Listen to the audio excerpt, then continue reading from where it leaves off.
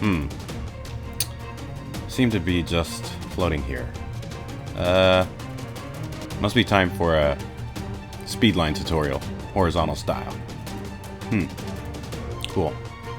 So, can you get me down now, or what? Let's do this. Okay, this is just a follow-up to my speedline tutorial. A lot of people ask me how I would have made the speedlines go left to right or up and down.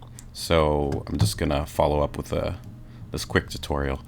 The first thing I'm gonna do though is I'm gonna import a background layer image. I just found this online. It's a Pokemon background. And I'm going to create another blurred image using this background, using the colors. I thought this was kind of something that you guys might want to try. So we have this background here. I'm going to move the vector layer above it, and I'm just going to draw a square right over it. Actually, I'm going to hit Command G to turn the grid on. I'm going to just pull this down. I still want some of these colors from the actual picture in the background, but then I'm just going to create a gradient based on this picture. So I'll hit Command G to turn the grid off so we can see it better. I'll hit Q and select my shape, and then we'll go up to Effect and select Gradient, and that'll just turn the gradient on. I'm just going to hit OK for now so I can move the gradient to the bottom, and then stretch this open circle to the top. And then we'll click this little button by the gradient again. And so where the white is, it's on the bottom here. So with that selected, I'm going to click on this eyedropper and then just left click and drag and then release on this green.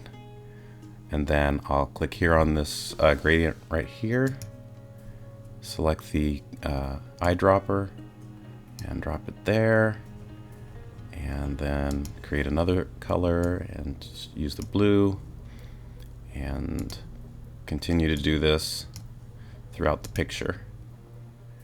And that way you kind of get a image or a gradient based on the picture you have below. So when you're doing a speed line background, it kind of matches your animated background that you've been using in the past. And then you can also adjust the gradients by just pulling the colors here. Doesn't have to be perfect, it's just, you know, again, trying to match your background that you had. So I'll hit OK, and then I'll just hit T and select my layer and then just pull it across so it covers the entire background. So here's our original background. You can have your characters, you know, talking and animating here. Then if you wanted to use speed lines, you could use this one and then add some speed lines. So I'll add a vector image. We'll just call this lines. And I'm going to just come over to the side and I'll do the draw shape tool, and I'm just going to use the circle tool or ellipse tool. And I'm just going to draw a circle really thin, about like that. I'll hit Q and select the shape and clear that gradient out of there. So I'll just turn that to plain. I'll also select the fill color and do white or close to white. We'll use a really light green right here and then turn down the opacity about halfway and just click OK. It's really hard to see, but it's, maybe I should use a little darker color just for now. And then I'm going to double click the lines, and I'm also going to change the layer blending mode to add, just like the last tutorial. Again, this is just to make it so when the particles overlap, the color will add to the particle piece underneath it, making it brighter. Just gives you more variety of color. So after we have the lines created, we'll go ahead and create a particle layer, and we'll just call this speed lines. and then we'll draw or select our line layer and drag it up into the particle. And we'll click on that to see what it's doing. And I always like to go into the timeline and hit spacebar to see the particle layer moving in real time. Actually, but we need to see what we're doing. So I'm gonna go and change the line color to a lighter green just so we can see. Oops. Do that on frame 0 as always. So that's lime green, so we can actually see the particles over our background layer. So I'll go into the timeline, and like I said, I like to play it, so I'll hit the spacebar to just let the particles play.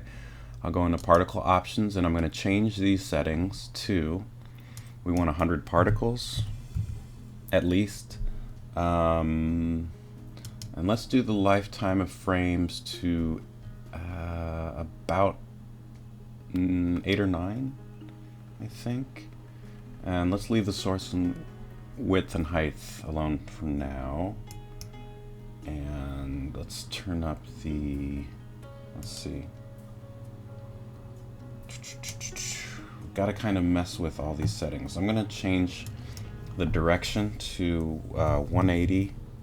So let me zoom out so you can see what the particles are doing.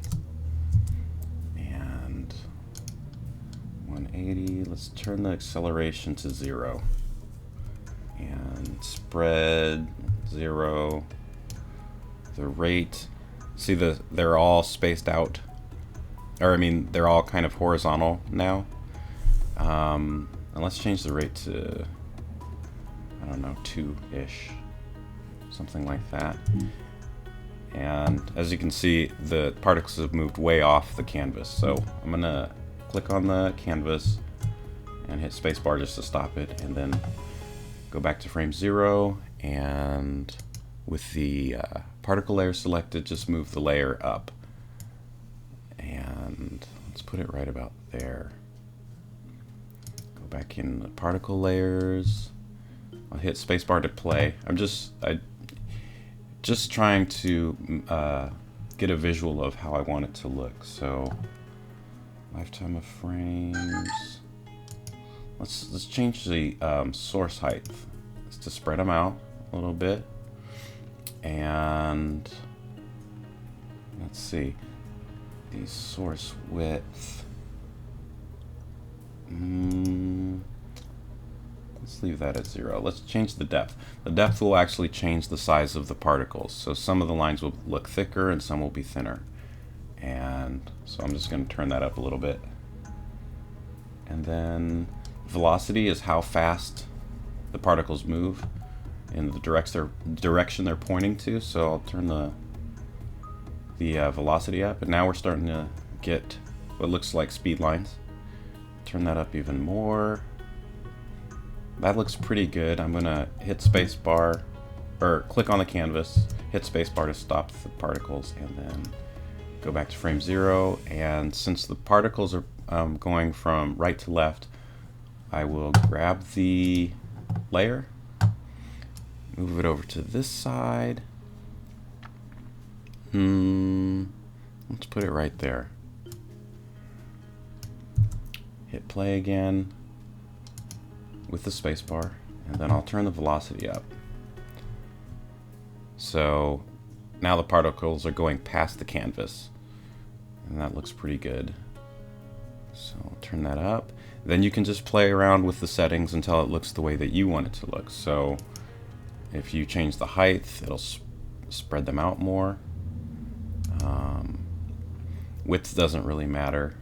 And I'm gonna stop the animation and go ahead and Command R to render it just to see what it looks like. And that looks like it's got a decent amount of lines going through it. So I'm going to, let's play that again. If it looks like there's not enough particles, you can always just select the particle layer that you made and then duplicate it. And then move the layer to a different spot. You can go in and change the line if you want. I'll zoom in and change the color here. Make this like a dark green and render that, see what that looks like. Oh, since it's all add, see there are two different colors in here. You can see a dark green and a light green. But you can also play around with the blend modes too. So I'll do multiply instead. And hit OK. So now, see these multiply lines are these really dark lines. Multiply actually will, when things overlap, will become darker and darker. So it's just the opposite of add. So I'm actually going to change the opacity of that multiply. Hit OK and render that. So it's not so, what do you call it? Not so abrupt. The color is a little bit lighter, so. And, oops. Okay. So we'll do that, and you can keep adding as many particles as you want. You can change the shape and the size. But to give you an example, I will also throw in a picture and that I found online real quick. And this is just like the last tutorial. I'll just add, I'll add a picture of the Hulk, and I'm gonna flip him real quick so he's going this way, and have him off screen and go to frame, I don't know, 192, looks good. Put him right here, maybe make him zoom in, so I'll make him enlarge at the same time.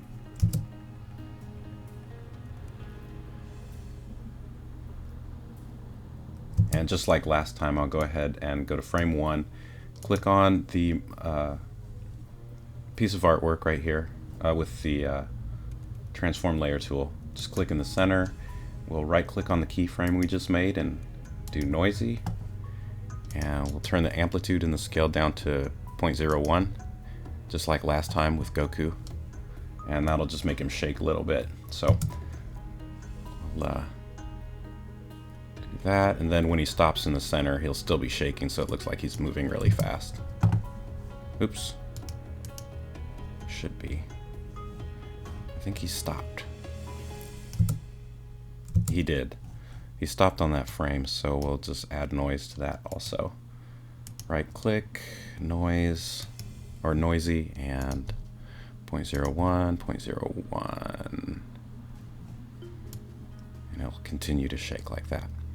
So I'll go ahead and render that out and show you what that looks like.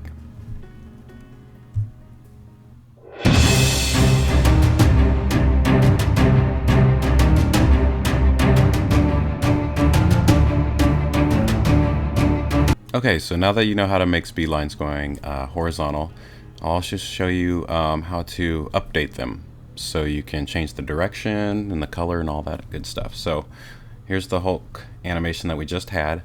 I'm going to go ahead and delete the Hulk. We'll put a new character in, one of my favorite animated characters of all time. Oops. Probably the best cartoon I've ever seen. It is Finn from Adventure Time. So let's say we want to make him going, you know, from right to left on the screen. So I'm gonna shrink him down. I'll flip him. Maybe turn him a little bit so he's kind of looks like he's flying. Come on, rotation.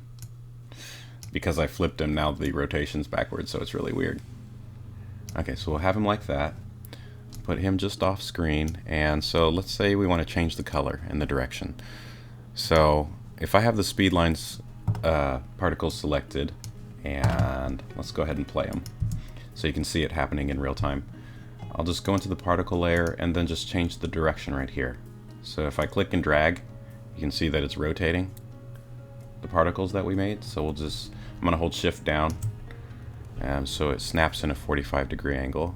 So there's that one, and let's go back to frame 0. I'll just without it playing. I'm going to grab the other particle layer and do the same thing. Turn that to 0.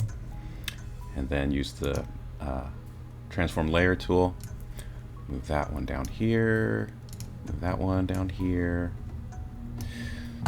And let's turn those, hide those for a second. And on this layer, let's just make it a different color. So we'll just click on the shape that we had.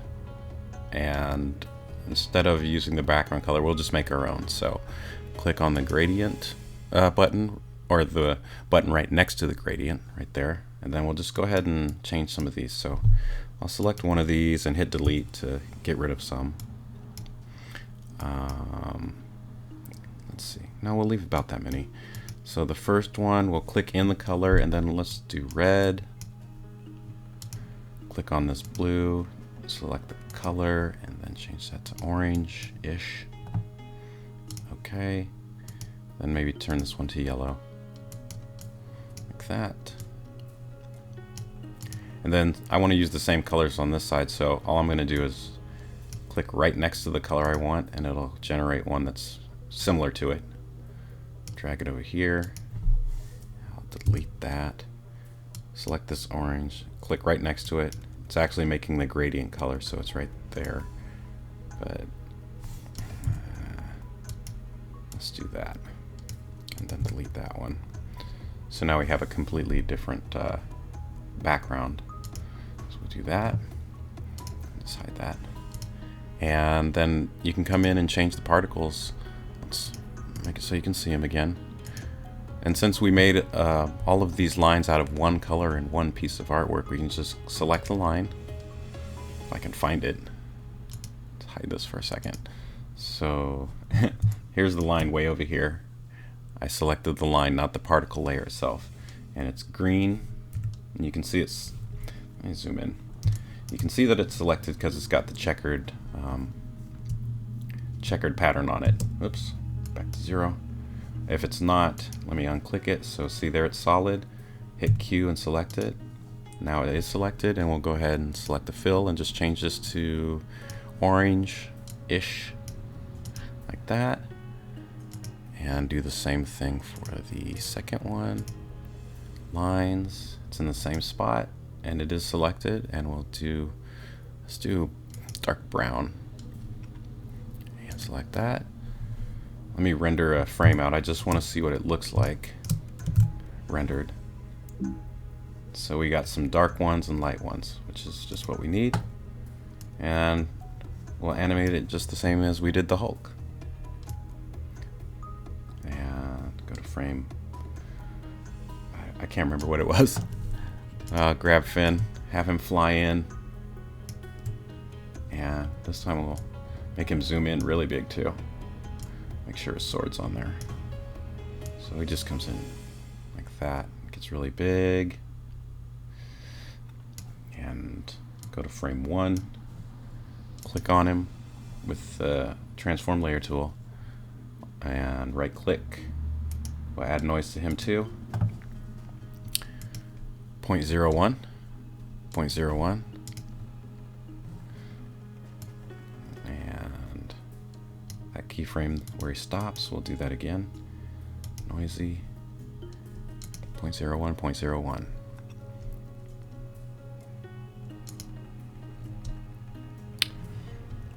And there it is. You have a different character going a different way with different speed lines.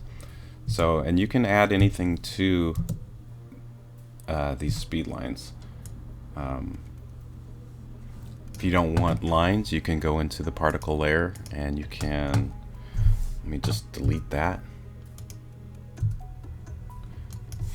And, oops, frame 0. Let's just do some circles. I'm just on the vector layer right there. So when I click on the particles, now there's bubbles everywhere. And they're doing the same exact thing. Let me render that. So you've got little circles moving from left to right also. So that's basically it. All you need for making speed lines in Anime Studio. If you have any comments or questions, just leave them down below. Thanks.